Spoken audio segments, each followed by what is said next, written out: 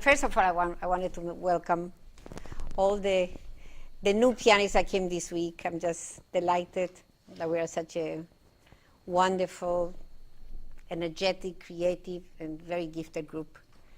And it's wonderful having you here. It's really a privilege. I look forward to hearing all of you. There are going to be several master classes where I'm sure that we are going to delight and learn a lot from what you guys you know, will share through the master classes with our teachers. I hope you had a good flight. I hope you're, this is my message to all the new ones. And the atmosphere, as you can see, is very informal. Nobody is quite ready, but everybody takes a leap of faith and tries different things. The whole point is that it's in. When I started the Miami festival, I wanted that festival to be so different. I was so tired myself of listening to the same people, the same time. You know, you went to New York, you heard a certain number of people. You went to Washington, you heard the same people. So it's the same people circling around, you know. And there was never an opportunity for new people, for new great pianists, you know, to be heard, really. Because promoters were, first of all, worried that they would not sell tickets. And the main concern is selling tickets. And somebody unknown would not sell tickets, you know. So we started, and I really wanted to give a voice to those pianists that really communicate with the audience, that have very important views, clear views, you know, to communicate with the audience. I wanted communicators. I wanted those pianists that when I heard them, they were sincere. And then they will come on stage, you know, you will hear a sincere message. It was not a show, you know. I was not interested in hearing a show. So I'm not going to go into the history of the festival. You can go to the website and read our whole life story for 22 years.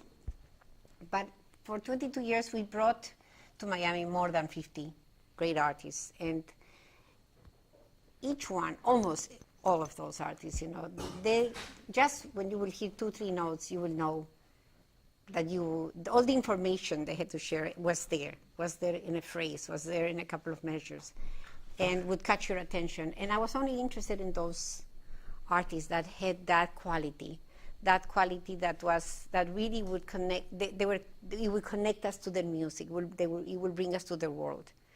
And it's not hard. It's not easy because sometimes I had to plan ahead and, you know, and choose the artists that would perform that year. And sometimes I was agonizing because from the pool of pianists I had that year, not everybody I liked very much, you know.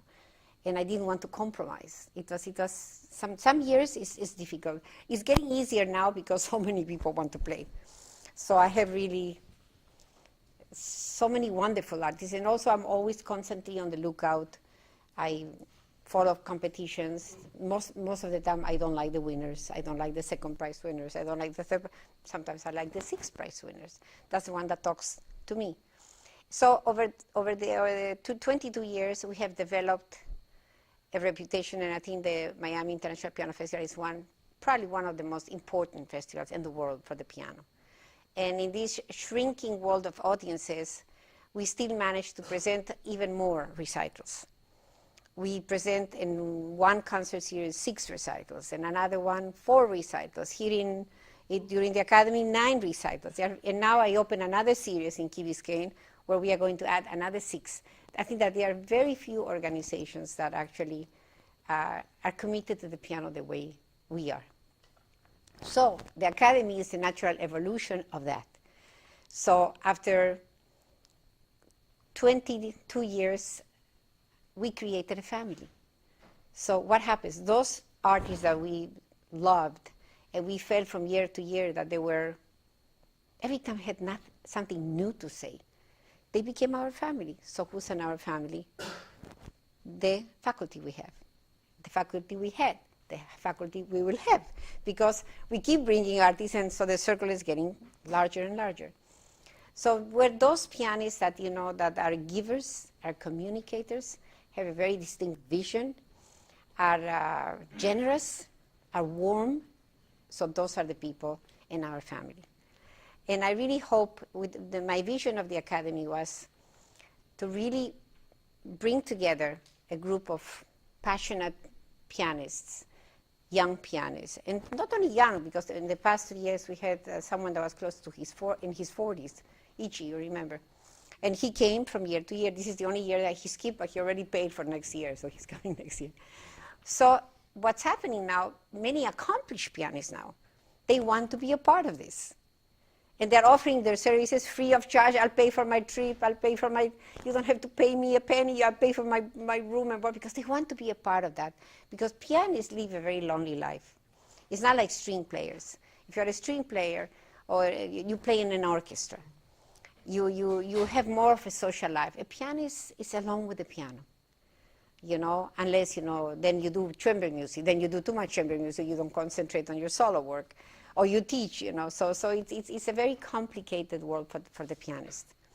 So I felt that having a community of pianists like that will really energize everybody that will come here. And I open also we have of course the pianists, the program for concert pianists, for pianists that are really, that's really our mission, to really create an academy that will continue helping those pianists that are already on the way of a performing career.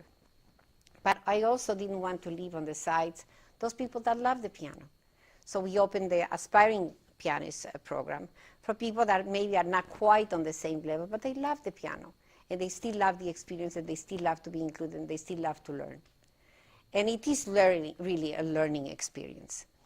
I know for myself that every time we have the academy, I come out after the 3 weeks, I'm not the same person.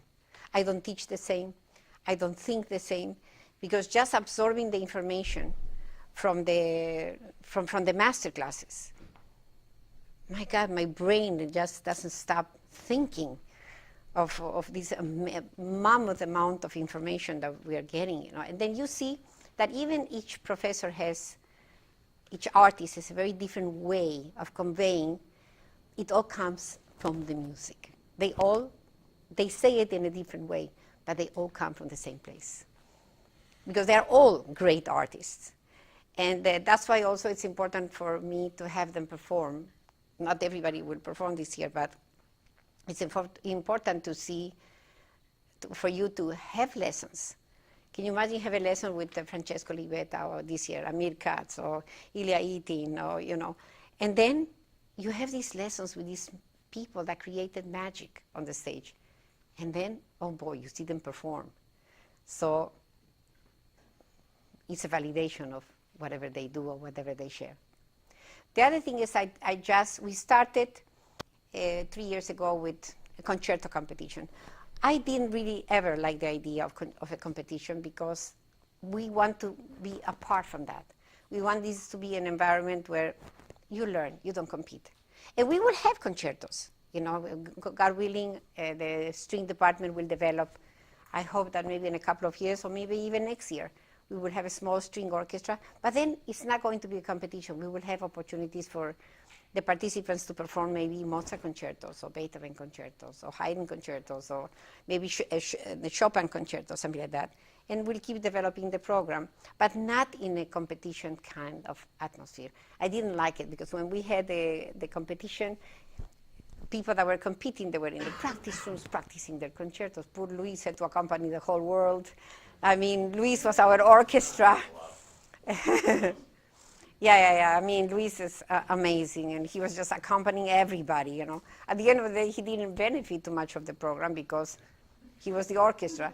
And then when CG was, she was also the orchestra for some. She was a soloist and an orchestra too. So I just didn't like that whole thing, because why rob him from the opportunity of learning, or being a part of the program, you know? So you had the excuse. You had the excuse. So this is, we will do ensembles, you know, for 2 pianos. We have a room here with 15 keyboards. I mean, there is no end to exactly. So there is no end to the amount of things that we can do. Excuse me, Luis. So what I thought today, what I thought until Francesco comes, I hope he comes soon, why don't, a few of you play and perform, and from a promoter point of view, or from my perspective, not as a teacher, as a pedagogue, but as a presenter, what is it that I may like about you, or I may not like about you? Would you be interested in that, to see my perspective when I hear someone? That it doesn't go, I don't want to go into the details of things, but I want to give an opportunity to several of you, and I want you to play, and I will tell you, well, probably I will not take you because of what A, B, and C, or probably that's what you need to do to become more effective or better, or Would you be interested in something like that until Francesco comes? Yes? So who wants to play first? You played already. So now we have to give a room to the new people. Oh. Okay, Jacob? So for another time? For another time, yes, we will see. Okay. So you want to play Maria Cristina or whoever? It doesn't matter really. And when Francesco comes, he's going to take over. It's very informal, so. You want to wait? You want to wait? Okay.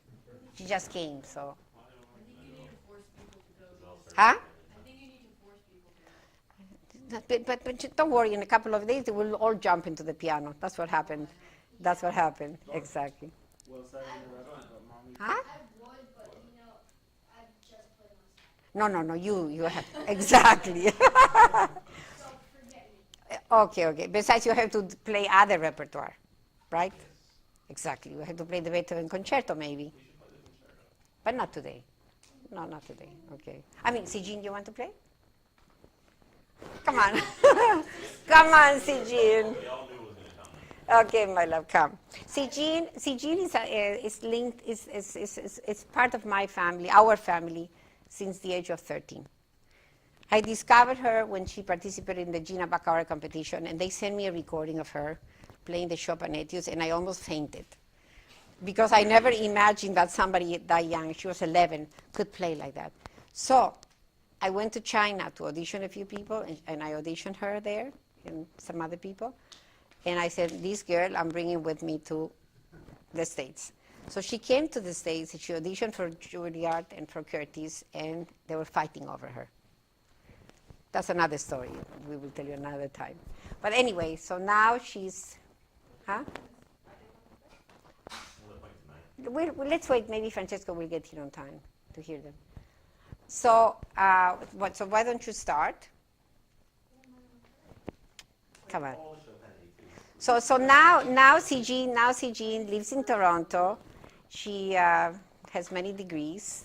She has her own academy, which is wonderful. And for 3 years in a row, she brought her students. They were actually quite wonderful. Which one? You have the Chopin Concerto? Who has an iPad? The Chopin Concerto.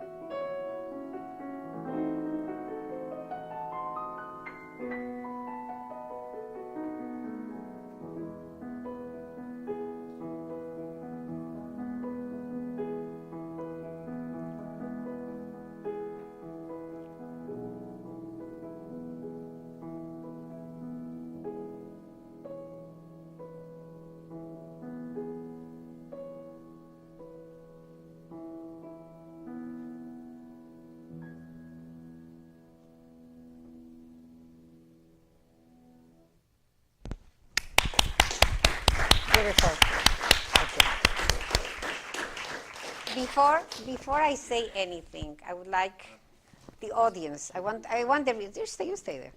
I want the reaction of the audience. Okay, I need a few volunteers to give me, or you want me to pick? Yes, please, I would like to. Okay, what would you like to say? Did you like it? No, you're not going to play now. Oh, No, you're not going to play. I told you.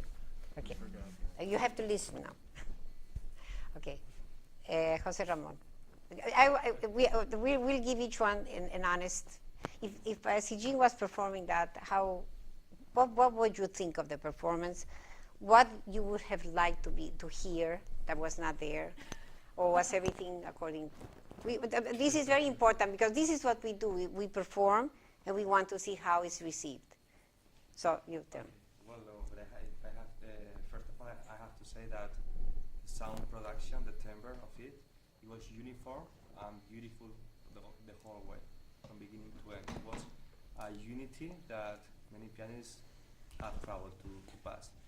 At the same time, I feel that could be something that, for example, the part that they are thirds in A major, at the very end, always I felt that the superior note was always very present, and in those moments maybe it would be nicer to have more thirds instead of so much melody. So More polyphonic. More polyphonic in order to find a contrast to that beautiful sonority that she has from the whole way. Okay. What about you, Anna? Yes, I agree about the uniformity of sound. It was very beautiful. I felt like sometimes you disconnect very soon after finishing a phrase. You finish it before it's done. Does that make sense? Yeah, no, it's important. It's important to hear. What about you, Daniele? I like the sound, the sonority, maybe, as he said, more contrast in the minor part. Andrin Papi, more dramatic. I gave to the sound more dramatic because it's everything well played but uniform, more contrast. And also in the final part, like a dream must be. But I like, of course. What about you, Joanna? I disagree. I think that there were, I don't know, maybe you don't mean this, but I think that there were many different colors, and it was clear that for the most part you were definitely controlling them. And when there was like a difference, when that wasn't the case, it seemed like that one thing didn't happen right now, but it seemed like you had really put a lot of attention into that, which was really amazing to me. I don't know the piece, so I can't say many more negative things, but It's not being negative. It's not really being negative. I don't have anything negative to say, though. That's the thing. I thought it was insanely beautiful. Yeah, it's not really saying anything negative, but it's important for a performer to know. I'll tell you a story. You know what Jorge Luis Prats told me? Mm-hmm. When he was in Cuba and he was preparing a piece, he will invite all the plumbers and the gardeners and the farmers into his living room, people that have never heard music, that they had no education. And he will sit them in his living room, and he will play for them. None of them had any musical background, nothing. And when he will feel that, that the music moved them, he knew that his message was clear. Because music as a language is a language of emotions. You don't have to have culture, education. You have to feel something. It's that human contact. So he will know if he was in the right track, if those people were excited. So when he came to Miami, the problem is there were no farmers and electricians, So the only person he had, was his mother, who's not a musician. So he will call the mother, and he says, Mommy, I'm going to perform this. Can you hear this? And then sometimes she would fall asleep. So when she would fall asleep, he knew that he was on the wrong track. So it's very important that this exercise, I think, is very, very, very important, because for you as performers, you're you practice, but at the end of the day, you're sitting in that piano and you have to create magic. And you have to make people feel something different. We are tired of competition players. We don't want athletes, we want artists. And then for that, you have to be imaginative, and you have to make sure that you convey your idea. What I felt is like what I personally felt. She's a fabulous pianist, Sigyn. I felt that in Chopin, you really don't need to do anything, you know. You can study all the details and everything. It's like very much like an esco, you know. You have everything, but at the end, it has to feel like the music is like it flows in the most natural way. I felt that you could play the right hand. That it could be you have to evoke more a singer, I think. And also in Chopin, you have to be very careful not to do many rubatos, you know, to make sure that that things are magically closed. That you know that there is always he loves simplicity, and I think that it just I always say you don't move the music has to move you. At the end of the day, when you are on stage, that's what you have to do. So when you sit, forget what every teacher told you, whatever. You just have to be there and be inspired and play, and make sure that you do that. You know, I would like you. You don't have to play the whole thing again, but I would like you to play again, and start again, and think a little bit more of the right hand, really as an opera singer. A little bit more of the voice. You know, just don't play like a pianist. Play like you're accompanying, Maria Callas. So, okay?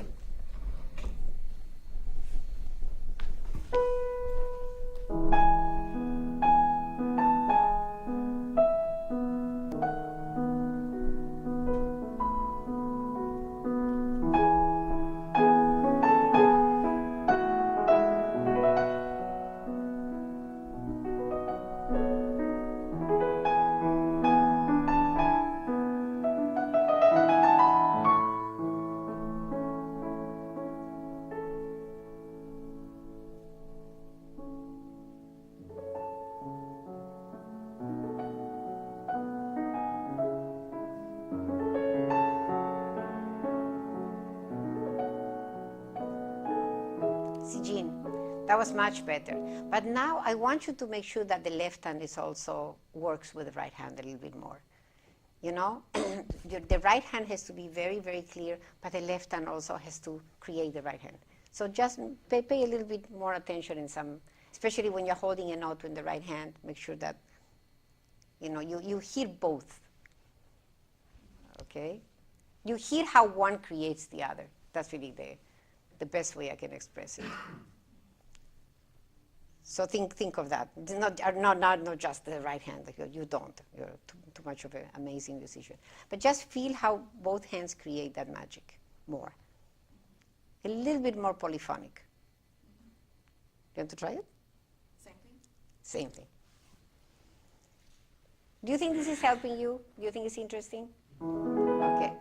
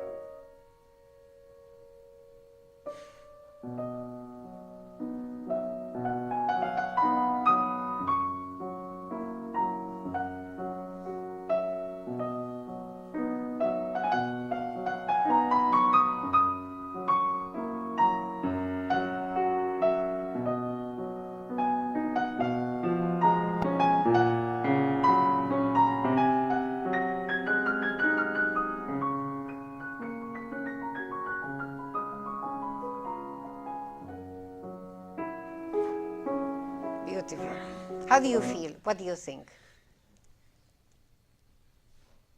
Because at the end, you are the performer. It doesn't matter what we say. How do you feel? I don't know. I play each time differently, so. I know you do. No, but I think that don't you feel that that sounded richer? I think so. I feel just a little bit like it's really beautiful, but I feel like maybe the left hand needs to have more flow. You know, like it feels a little bit like I think you want to make it expressive, but I feel like it's still kind of like a flowing thing. They have to work together. You know, that's the important thing. And I feel like you. I mean, you're amazingly musical. I think you could. I think it's probably a matter of contrast, but like the first phrase to the second phrase, I feel it could be more magical. You know, then that part could be like more something different. Can I say one thing? Yeah. To me, now that I've like been listening to it over and over again and thinking about it more, one of the things that I feel is that when you do rubato, I don't think it's that you do too much, but like it expresses itself in like little tiny pauses and feels less like either stretching or pushing. And when the left hand is having like a constant ostinato kind of thing, then you hear it, even like subconsciously. At first I didn't even realize I was hearing it. But you heard them more now. Yeah, now over and over again, now I'm hearing it. But I think that if you, and maybe it's a little bit what they're saying about like making the left hand flow more, but if it's more, if the rubato is a little bit less like obvious, it will seem more It shouldn't be obvious. organic. I don't know. No, it shouldn't. Nothing should be obvious. It has to, like Francesco says, you have to be like David Copperfield. You know, you have to create magic. You know, with one hand, and then it You creates. hate us all. No. I think this is very important. I think this is. By the way, when my artists come and play for me, I criticize them like that. I said, next time when you come, work on that. Really, I'm very, very serious. You know, we talk very openly about every performance with everybody. That's what makes us grow. Because if you think that you are the king, you know, then you don't need anything, you know. But if you want to grow, you know, an artist has to continue growing. That's the whole point. What do you say, Siji? I want to say something. Yes. I think you are amazing. I mean, I got the motion. I was like, I couldn't breathe. I was all the time like, and That's I so think you were playing very magically. It was like everything was very thought and very felty. Yes. And even the way you control the pedal, I mean, it was like great. It was great for me. No. I really love it.